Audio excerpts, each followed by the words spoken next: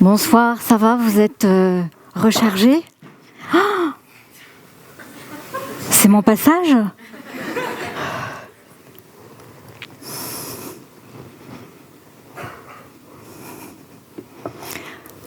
D'abord, je voulais vous dire à quel point j'étais heureuse d'être avec vous ce soir. Vous est-il déjà arrivé de devoir prendre seul une décision avec un enjeu qui vous dépasse? À 13 ans, je suis victime d'un accident. C'est l'été, il fait beau, je suis à la montagne avec mes parents, je suis totalement insouciante et j'ai un très grave accident de balançoire. Plus rien n'est à sa place, de multiples fractures. Il faut opérer en urgence. Le plus inquiétant, c'est que la croissance de ma jambe gauche est menacée.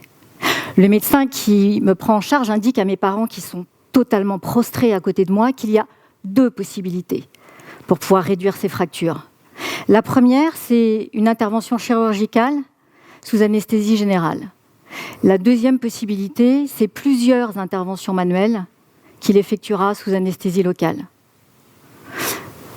Mes parents sont hyper inquiets, totalement prostrés à côté de moi. Ils doivent prendre une décision qui les dépasse. À votre avis, quelle a été leur décision?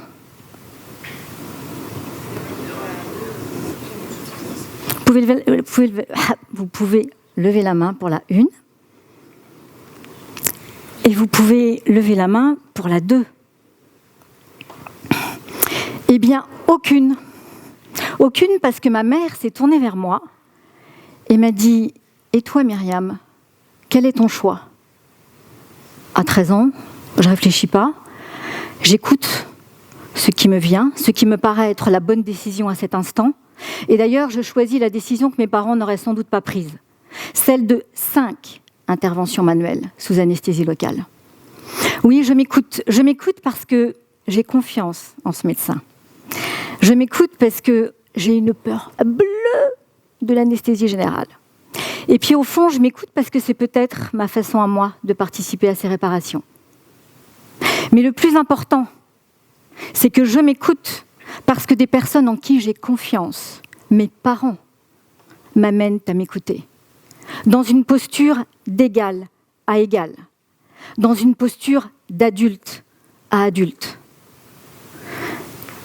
Et ce qui est totalement fou, c'est que du haut de mes 13 ans, j'ai fait le bon choix. Vous savez pourquoi j'ai fait le bon choix? Parce que depuis cet accident, j'ai grandi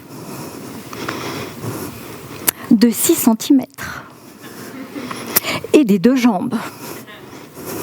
Et depuis cet accident, je n'ai aucune cicatrice ni aucune douleur. Ce qui est fou, c'est que du haut de mes 13 ans, j'ai pris la bonne décision alors que l'enjeu me dépassait totalement. Et depuis ce jour-là, ma petite voix intérieure, mon intuition, sont les socles de ma confiance. La confiance est devenue mon amie dans tous ces moments clés où tout peut basculer. Qu'il s'agisse de mon orientation, de mes jobs, de mes amours, de mes enfants, de ma santé, de mes proches. Tiens, parlons-en de mes proches. Le nombre de fois où je les ai entendus me dire « Mais Myriam, franchement, comment tu fais pour quitter une entreprise qui fait rêver tant de personnes? Non mais franchement, qu'est-ce qui te passe par la tête pour oser tenir de tels propos à ton boss? Non mais franchement, tu crois pas qu'à 55 ans, tu ferais mieux de penser sereinement à ta retraite plutôt que de vouloir te lancer dans une nouvelle aventure entrepreneuriale? Alors oui, je doute, parfois même je pleure. Mais je finis toujours par écouter ma petite voix intérieure, mon amie la confiance. Et ce soir, je vous partage une très très bonne nouvelle. C'est que la confiance est en chacun de nous. Elle ne demande qu'à s'exprimer. Il suffit de l'écouter une fois pour qu'elle s'invite souvent. Simplement, elle a besoin d'attention. Elle a besoin de respect. Elle a besoin d'amour. Ouais, d'amour aussi.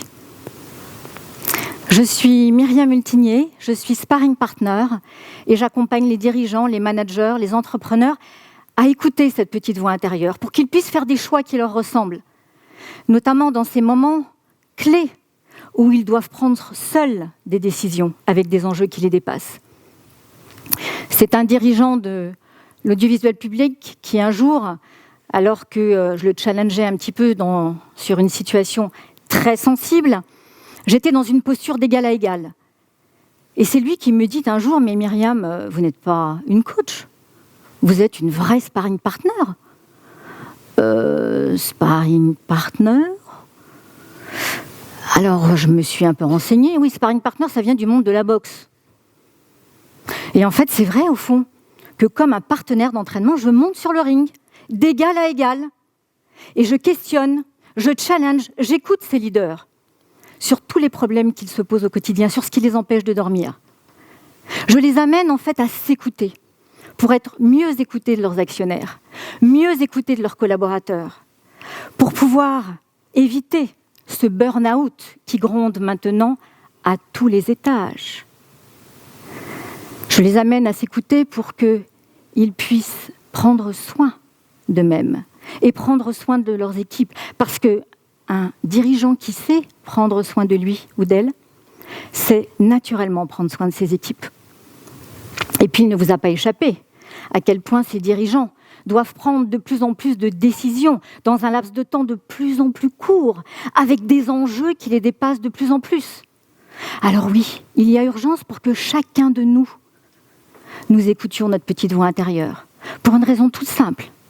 C'est tout simplement d'éviter que les autres prennent des décisions à notre place. Alors oui, c'est pas facile parce qu'on est tous aux prises avec notre éducation, avec nos croyances, avec nos peurs, sans oublier ce syndrome de l'imposteur qui paralyse. Et puis on n'a plus le temps. On n'a plus le temps parce que maintenant, chaque seconde doit être productive. Ah, et puis il y a celle qui nous endort doucement, mais sûrement. La routine, et oui, la routine. Tiens, parmi vous, qui se sent à sa juste place? Est-ce que vous pouvez lever la main? Vous n'êtes pas très nombreux. Qui parmi vous a une idée totalement enthousiasmante de son futur job? Ouais, pas très nombreux non plus. Mais je vous rassure, vous n'êtes pas les seuls, c'est une quête universelle. Tenez, rien qu'aux États-Unis, en 2021, ce sont 38 millions de personnes qui ont donné leur démission. Mais ce n'est pas ça le chiffre le plus important. C'est que 40% d'entre elles n'avaient pas trouvé d'emploi. C'est fou. C'est la quête universelle de sa juste place. Et la période que nous traversons ne fait qu'accélérer ce chemin vers soi. Mais la très très bonne nouvelle, parce qu'il y en a encore une autre, c'est que 85% des emplois qui existeront en 2030 n'existent pas aujourd'hui. Ça veut dire quoi? Ça veut dire qu'on va créer nos emplois. Ça veut dire qu'on va créer nos emplois de rêve. Et oui, parce que toutes les semaines, toutes générations confondues, j'entends « j'en peux plus de mon job, je m'ennuie. En fait, je sais ce que je veux faire, mais je ne sais pas comment y aller. Je suis perdue, je suis complètement perdue. » Puis en fait, le boulot que je fais, en fait, il n'a pas de sens. Il n'a pas de sens. Il y a urgence. Il y a urgence à faire bouger les lignes. Alors, vous voyez bien, nous le sentons tous, à quel point il est difficile d'écouter sa petite voix intérieure, de la faire sienne et de la transformer en action.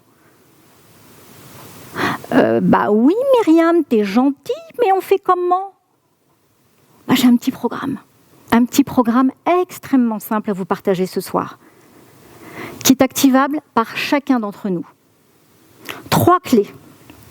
La première, on écoute les signaux de notre corps.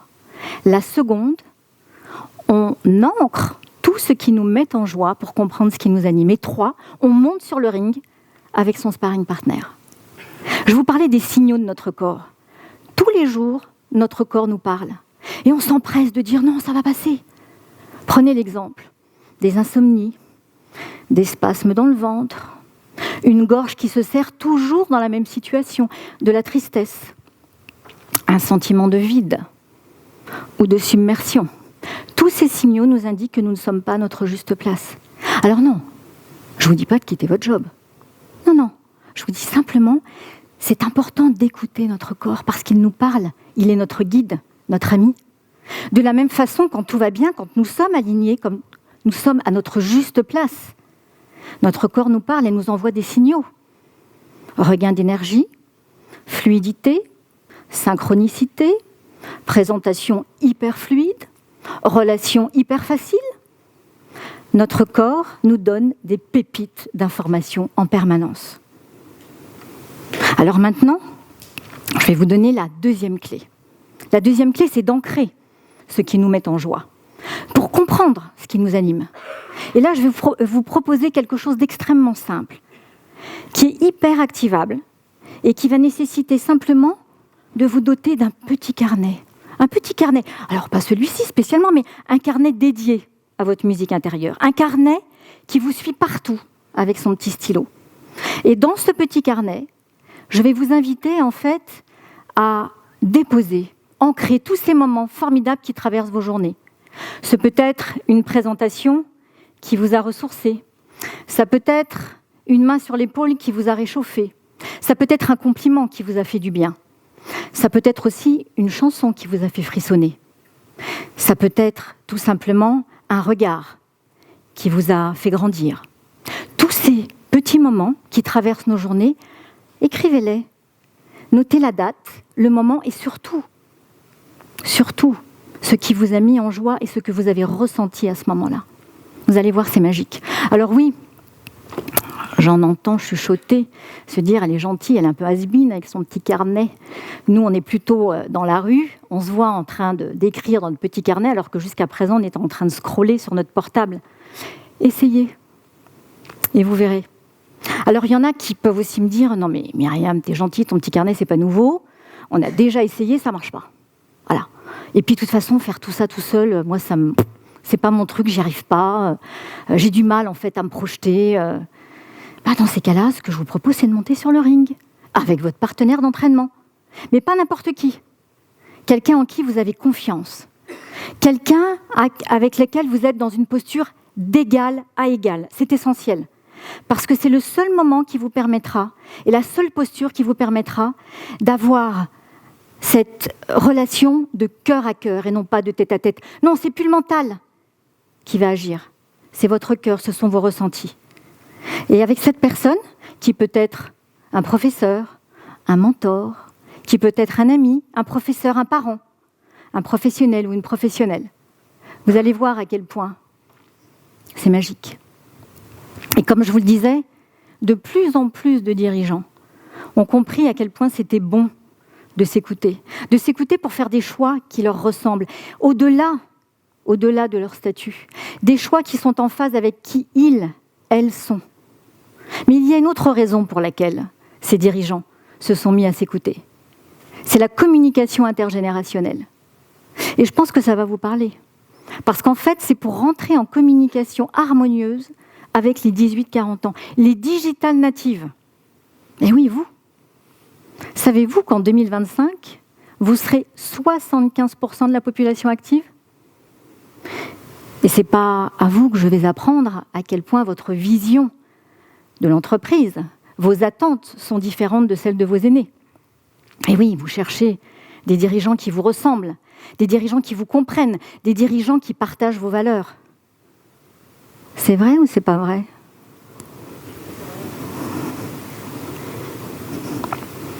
C'est vrai ou c'est pas vrai ? C'est vrai. Et oui, ça me rappelle une anecdote avec une chef de projet que je reçois pour un poste en CDI, le rêve. Et au bout d'une heure, elle me dit « Cette mission m'intéresse énormément, mais je ne veux pas de CDI. Je veux un CDD. Parce que moi, dans un an, je ne sais pas où je serai et je n'ai pas du tout envie de m'engager. » Alors j'aurais pu arrêter tout de suite l'entretien. Ah oui, je cherchais une CDI. Et en fait, j'ai été extrêmement touchée par sa sincérité. J'ai été touchée par le fait qu'elle m'exprimait ses besoins de façon tellement alignée, de façon tellement juste, que j'ai ressenti le besoin et l'envie de travailler avec elle. Et ce qui est fou, c'est que l'année d'après, elle est venue me voir en me disant « Myriam, j'aimerais bien transformer ce CDD en CDI ». Elle est restée 10 ans et on a eu une collaboration extrêmement joyeuse. Oui, le monde est en mouvement pour que chacun joue sa partition. Le monde est en mouvement pour que chacun puisse être aligné et puisse jouer et vivre la magie d'être en lien avec soi. Être en lien avec soi pour une nouvelle gouvernance de notre vie, de nos choix, de nos missions, des organisations et même du monde. Le monde est en mouvement.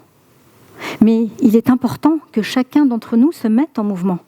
Parce que ça dépend essentiellement de nous, de notre capacité à nous mettre en mouvement pour pouvoir vivre cette magie d'être en lien avec soi. Vous vous souvenez les 3 clés ? Allez, on y va. On écoute les signaux de notre corps. Ensuite, on ancre ce qui nous met en joie pour comprendre ce qui nous anime. Et troisièmement, on fonce sur le ring avec son sparring partner. Et on dépose à son sparring partner ce qui nous anime, nos besoins, ce dont on a envie, nos limites, ce qu'on a envie de faire de notre vie, peut-être même ce qu'on a envie d'apporter et ce qu'on a envie de recevoir. Et puis, on fonce voir son dirigeant, son manager, son actionnaire, son futur boss. Et on lui exprime tout cela. On lui exprime ce qu'on attend de lui, ce qu'on est prêt à lui donner. Et on lui demande à lui, à elle, ses besoins. Et vous allez voir comme tout s'enchaîne, comme tout s'éclaire. C'est absolument incroyable quand on dépose de part et d'autre dans une posture d'égal à égal. Le monde a besoin de notre alignement individuel pour trouver son alignement. Devenons les spécialistes de nous-mêmes et nous deviendrons les spécialistes de tout le reste. Merci.